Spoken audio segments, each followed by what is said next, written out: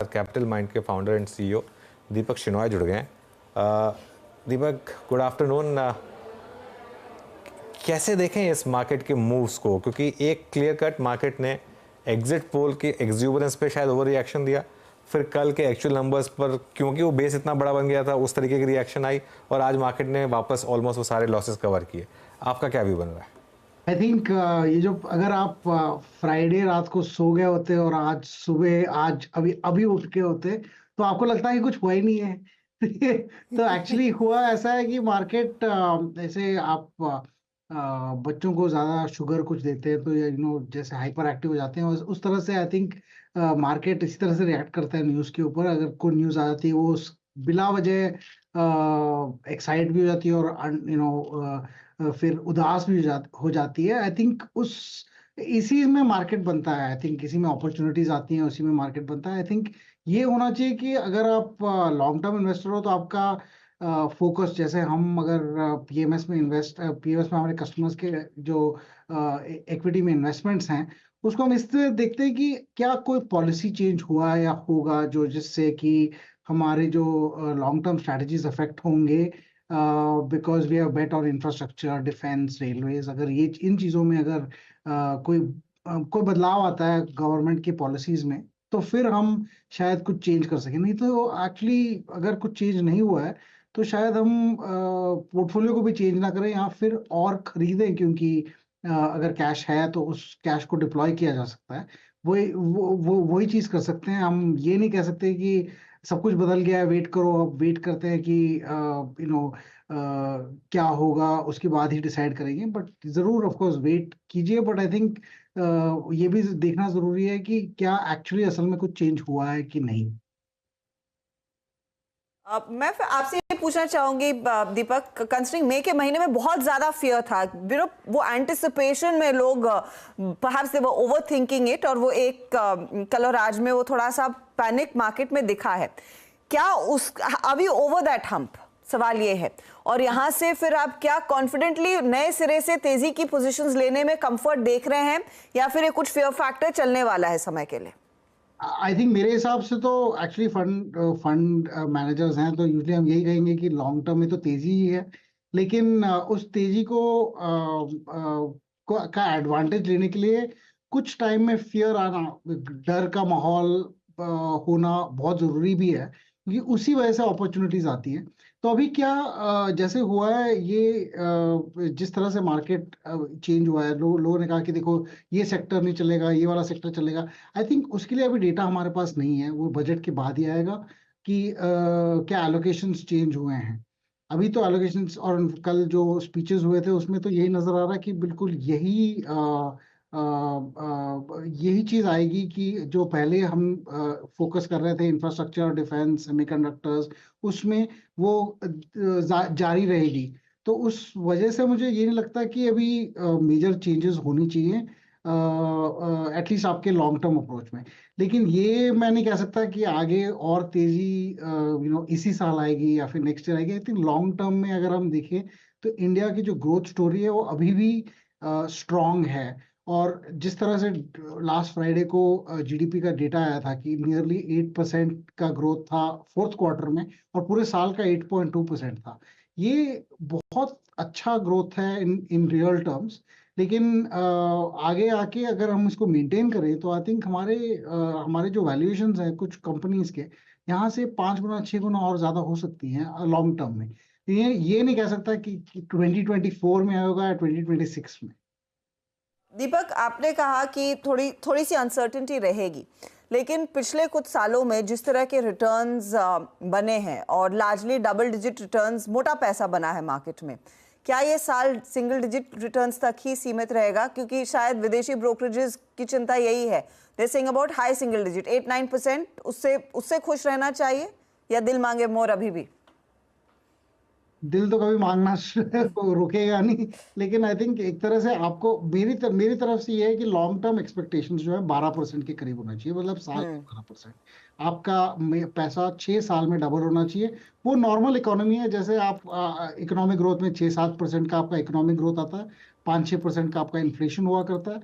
तो 12% मिला के आपको मार्केट लॉन्ग टर्म यही देगी, इससे ज्यादा नहीं देगी। अगर आपको मिल जाता है कुछ साल में, वो एक्चुअली बोनस है। एक तरह से आप समझ लीजिए, आपको 3 साल का बोनस एक साल में मिल जाता है, लेकिन इसका मतलब ये भी नहीं है कि अगले साल बोनस नहीं आएगा। 2004 और 2007 के बीच में 4 बार कंटिन्यूअस बोनस आए थे इसी हिसाब से, क्योंकि continuously market went up more than 30% every year. तो ये भी नहीं कह सकता हूँ कि 2024 सिर्फ सिंगल डिजिट रिटर्न देगा। किसको पता, अभी 7 साल कंटिन्यूअस पॉजिटिव रिटर्न्स आए हैं अब तक कंटिन्यूअसली। कोविड के बाद भी 2020 was a positive return.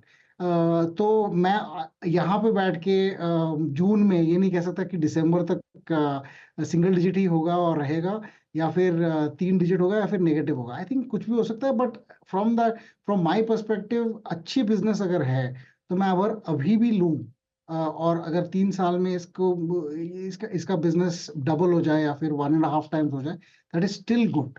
I think मुझे वो 3 साल का देखना, मतलब मेरी तरफ से वो 3 साल का काइंड ऑफ व्यू है। इस साल का पता नहीं, इस साल का तो मतलब इतने सारे इवेंट्स हैं कि कुछ भी हो सकता है। मार्केट रिएक्शंस आप प्रेडिक्ट नहीं कर सकते हो।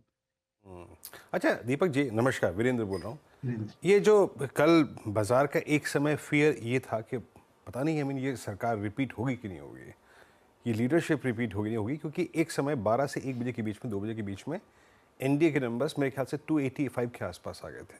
तो उस वक्त मार्केट ने बहुत बुरी तरीके से रिएक्ट किया, even 200 day exponential moving average की रेंज को टच किया।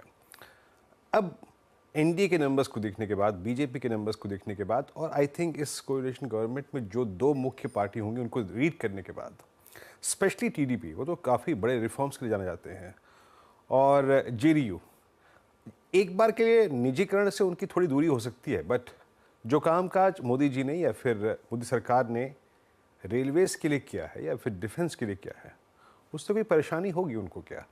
क्या डिफेंस पे या फिर रेलवेज पे नेगेटिव होना गलत नहीं होगा? आप बिल्कुल सही कह रहे हो। इनफैक्ट वीरेंद्र जी, ये भी कहूंगा कि आप किसी भी पर्सनालिटी को यहाँ पे रिप्लेस कर दीजिए किसी और के साथ, क्या वो आके ये कहेंगे कि रेलवेज को आगे ना बढ़ाओ, डिफेंस में आप सेल्फ सफिशिएंसी में आपकी जरूरत नहीं है, या फिर आप इंफ्रास्ट्रक्चर ना बनाओ?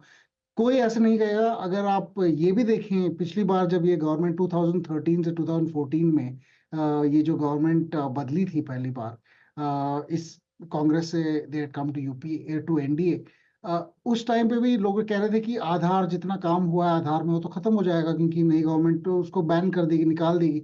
लेकिन इसके बाद क्या हुआ कि अभी आधार ही सब कुछ है इन are financial world, in are other world's also. तो ये कंटिन्यूटी जो है, आई थिंक हर कोई, ये पर्सनालिटी से ज्यादा है। पर्सनालिटीज में इंडिया अब आई थिंक पर्सनालिटी से बड़ी हो गई है, और चाहे कोई भी हो, आई थिंक प्रोग्रेस जरूरी है, और प्रोग्रेस हमारे हमारा अब हिस्सा है हमारे फ्यूचर का। तो इसको कोई नहीं रोक सकता है।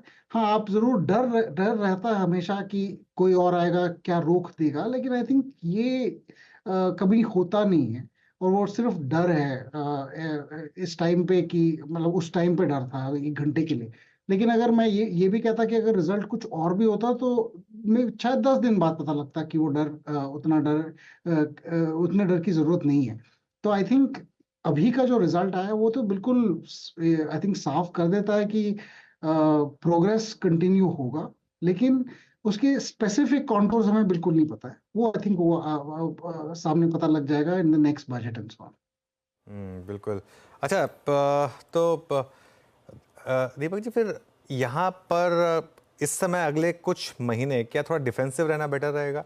जैसे आईटी हो गया, फार्मा हो गया, क्योंकि लास्ट 2-3 दिन में तो खैर ये मूव सब ऑल ओवर द प्लेस है, लेकिन अगर आपको एक, जब तक ये पिक्चर क्लियर हो किस तरीके की सरकार बन रही है, किस तरीके के रिफॉर्म्स आएंगे, कुछ प्रेशर तो नहीं आएगा, क्या will it be better to insulate yourself from politics? अब मैं सच कहूँ अनुज जी, तो best way to insulate is कि आप पैसे को बाहर निकाल के आप फिक्स डिपॉजिट में डालो, क्योंकि स्टॉक्स में वॉलेटिलिटी जरूरी है। Volatility is part of the market. तो मतलब अगर सब कुछ गिरेगा, आप ये नहीं कह सकते हो कि मैं 100 से 90 में खुश हो जाऊंगा वर्सेस 100 से 80 हो जाए तो मैं नाखुश हो जाऊंगा। डिफेंसिव का मतलब ये है कि मैं कम गिरूंगा, ये नहीं कि मैं गिरूंगा ही नहीं। तो आई थिंक अगर डर ये है कि मार्केट गिरेगा तो आपको बिल्कुल कैश में होना चाहिए, लेकिन मेरे हिसाब से लॉन्ग टर्म में इतना, एटलीस्ट मेरे हिसाब से डरने की जरूरत नहीं है कि लॉन्ग टर्म में क्या होगा। शॉर्ट टर्म में हाँ हो सकता है अपॉर्चुनिटीज आ जाए या फिर मार्केट गिर जाए कहीं पे, वो बिल्कुल हो सकता है। तो अगर आपको, I mean it is based on the personality, but अब अगर आप डेटा देखें लास्ट ईयर के जो कंपनीज, निफ्टी कंपनीज के ग्रोथ है वो 15% के करीब है। आप फुल ईयर ग्रोथ देखो तो भी इन मिड कैप्स 20% से ज्यादा है। तो I think growth is there. I think debt levels are very low, leverage बहुत कम है इन इंडियन कॉर्पोरेट इंडिया।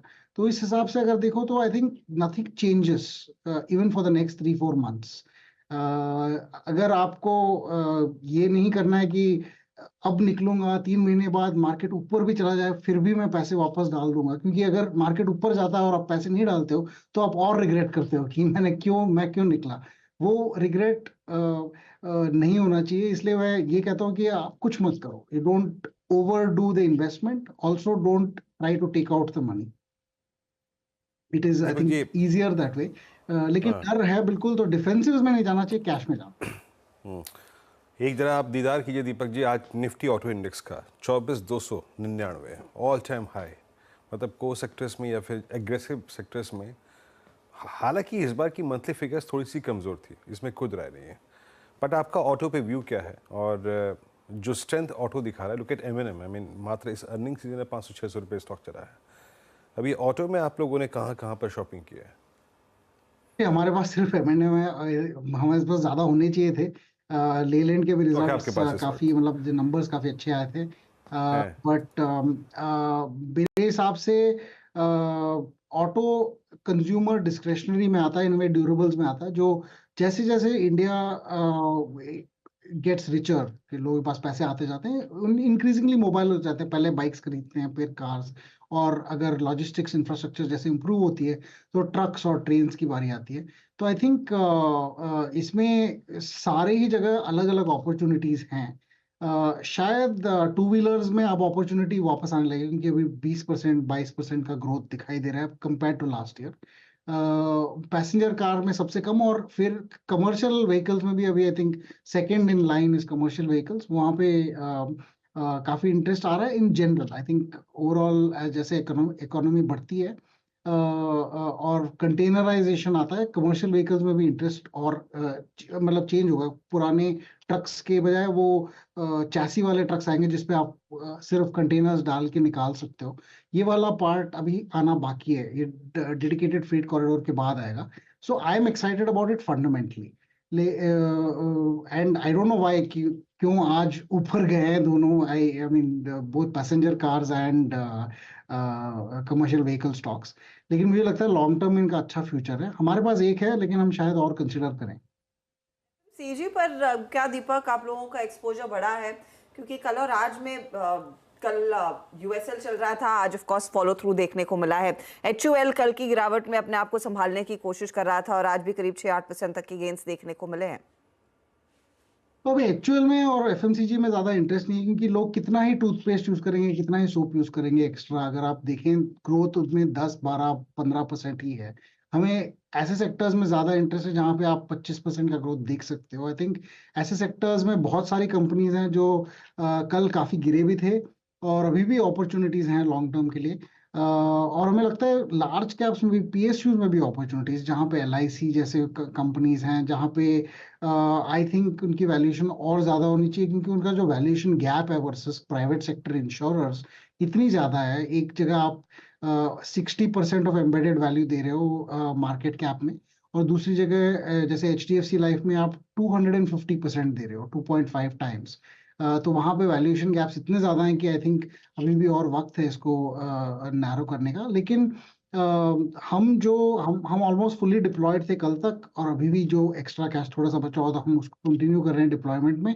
हमारे पुराने जो सेक्टर पिक्स थे in infrastructure, railways, defence, market, stock market infrastructure जैसे exchanges and all that, and few other players, हम उनको एक्चुअली हम उनकी पोजीशंस में और ऐड कर रहे हैं। अभी तक हमने कोई नई पोजीशन ऐड नहीं की है, लेकिन हम इस हफ्ते के बाद शायद फिर से चेंज करें portfolio, but nothing has been sold so far. कल कुछ खरीदा आपने या were you just watching the fun and games? Both I guess. Problem of portfolio manager है, आप रोज कुछ नहीं कर सकते। वे आपने एक बार डिसाइड किया तो आपको बस उसके बाद तो मार्केट्स आपके लिए एंटरटेनमेंट ही बन जाती हैं। लेकिन yes, watching carefully for opportunities, lot of opportunities did come. Unfortunately I didn't have too much cash, but cash generation भी हो जाएगा if the markets continue to be like this. We may be able to spot some opportunities, but I think we're always on the watch कि अगर कुछ interesting हो जाए stocks के prices के साथ, तो शायद हम पोर्टफोलियो थोड़ा सा बदल सकते हैं। लेकिन इसमें एक दिन से ज्यादा की जरूरत है, क्योंकि अगर एक ही दिन गिरेगा तो फिर एक्ट नहीं कर सकते उसमें। चलिए दीपक जी, बहुत बहुत शुक्रिया, आप इस कार्यक्रम में शामिल हुए सभी सेक्टर्स पे और कल की स्पेशली गिरावट पे अपना व्यू आपने जाहिर किया, बहुत बहुत शुक्रिया। क्या अद्भुत दिन है जनाब, क्या सरपट भागा निफ्टी। आज इंट्राडे लो था करीब 21,781 का, लगभग अब 900 अंकों का पुल बैक होने जा रहा है ये लोअर लेवल से।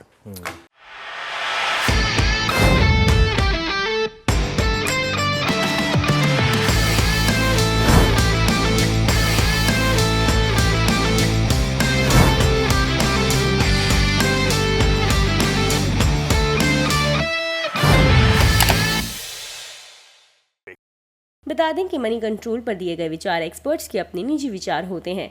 वेबसाइट या मैनेजमेंट इसके लिए उत्तरदायी नहीं है।